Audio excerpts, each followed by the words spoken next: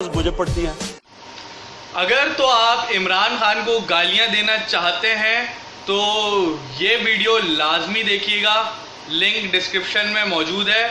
इमरान खान को गालियां देने वाले तमाम लोग ये वीडियो लाजमी देखें और कमेंट सेक्शन में ज़रूर बताएं कि मज़ा आया या नहीं आया। लेकिन गालियां हर रोज मुझे पड़ती हैं, लेकिन गालियां हर रोज मुझे पड़ती हैं, लेकिन गालियां हर रोज मुझे पड़ती हैं कि जनाब देखें इमरान खान ने ये कर दिया, वो कर दिया।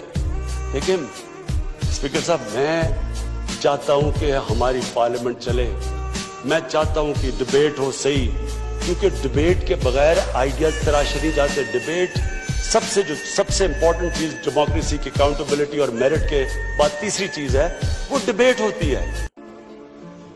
स्पीकर साहब, मेरा कोई किसी से लड़ाई नहीं है।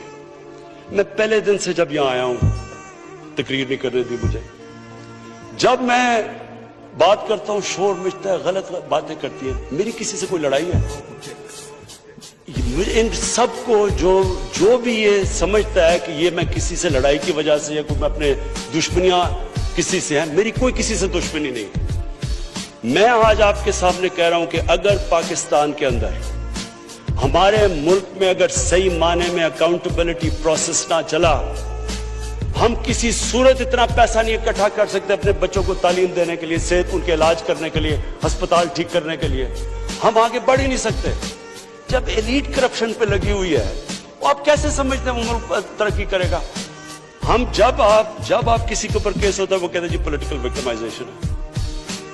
मुझे ये बताएं कि मेरे ऊपर पॉलिटिकल विक्टिमाइजेशन नहीं थी जब इन्होंने मेरे ऊपर 2002 का फ्लैट डिक्लेयर हुआ, मुझे इन्होंने सुप्रीम कोर्ट में 6 केसेस कर दिए। मेरे इलेक्शन कमीशन के अंदर मुझे सुप्रीम कोर्ट में 2 केसेस किए। क्या मैंने कहा कि कभी मैंने कहा विक्टिमाइजेशन है? मैं जवाब देता हूं। मैं जब वो फ्लैट लिया था, मैं सारी दुनिया जानती है मैं इंटरनेशनल क्रिकेटर था, मैं तो जवाब दे नहीं था, मेरे पास तो कोई पब्लिक ऑफिस नहीं था। उसके बावजूद 10 महीने में स्पीकर साहब, जो मेरे से सुप्रीम कोर्ट ने जवाब मांगे मैंने दिए। 40 साल पुराने कॉन्ट्रैक्ट दिए, मॉर्गेजेस दिखाए, किधर से पैसा आया, मॉर्गेज में कितना गया, कब वो मॉर्गेज दिया, फ्लैट कब बिका, बीवी से जो पैसे लिए हुए थे यहां जमीन लेने के लिए। आपको पता है सुप्रीम कोर्ट ने मेरे से पूछा कि जनाब आप बताएं, साबित करें कि आपने बीवी को पैसे वापस किए थे। वो बीवी ने ईमेल दे रही है कि हाँ इसने पैसे वापस किए थे। उन्होंने कहा नहीं सबूत दो। ये कभी हुआ ही नहीं है ऐसे कि वो बीवी कह रही है पैसे, वो कहते नहीं। बैंक स्टेटमेंट्स निकाल के दी 15 साल पुरानी, जो मेरा ट्रांजैक्शन बीवी के साथ था, मनी ट्रेल दी, सारा जो पैसा वहां से हलाल की कमाई का बाहर से पाकिस्तान लेके आया, उसकी मनी ट्रेल दी। स्पीकर साहब, कोई मैंने कमाल नहीं किया। ये हर उस मुल्क में जिसमें जेन्युइन डेमोक्रेसी है, वहां एक लीडर को जवाब देना पड़ता है, क्योंकि वो अमानतदार होता है, वो पब्लिक के पैसे का अमानतदार होता है। ये कोई विक्टिमाइजेशन नहीं है।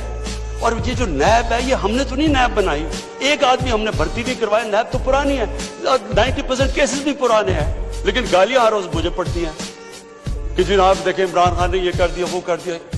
लेकिन स्पीकर साहब, मैं चाहता हूं कि हमारी पार्लियामेंट चले, मैं चाहता हूं कि डिबेट हो सही, क्योंकि डिबेट के बगैर आइडियाज तराशे नहीं जाते। डिबेट सबसे इंपॉर्टेंट चीज डेमोक्रेसी की अकाउंटेबिलिटी और मेरिट के बाद तीसरी चीज है वो डिबेट होती है।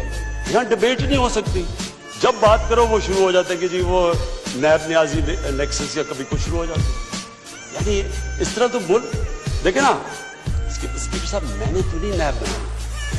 पॉइंट ये है कि क्या फंडामेंटल प्रिंसिपल ये है, क्या हमारे जो इक्तदार में लोग रहते हैं वो जवाब देना चाहते हैं अपनी वेल्थ का या नहीं देना चाहते?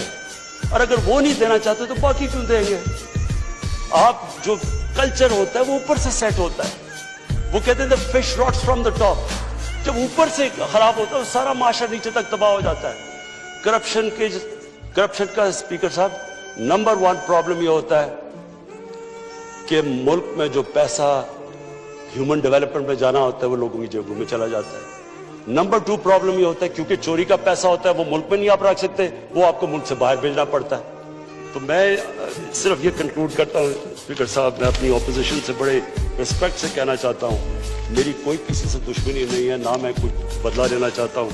मैं सिर्फ ये बिलीव करता हूँ कि हमारा मुल्क, अल्लाह ने इसको इतनी नेमतें दी हैं, अल्लाह ने इससे क्या क्या चीज़ें नहीं हमें दी, लेकिन जब तक इस मुल्क के अंदर रूल ऑफ लॉ मीन्स कि everyone is equal in front of law, जब तक रूल ऑफ लॉ और लीडरशिप की अकाउंटेबिलिटी नहीं होगी, हम भी वही सारे बनाना रिपब्लिक्स की तरह एक समुंदर होगा गरीबों का और थोड़े से अमीर लोग होंगे। शुक्रिया।